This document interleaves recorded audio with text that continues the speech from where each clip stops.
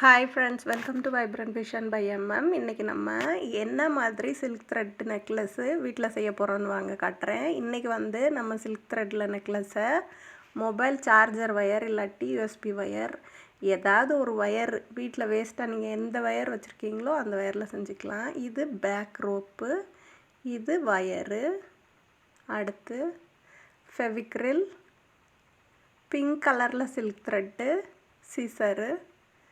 இந்த பெண்டன்ட்டுக்குள்ளேயே நான் அந்த வயரை சொருகி வச்சுட்டேன்.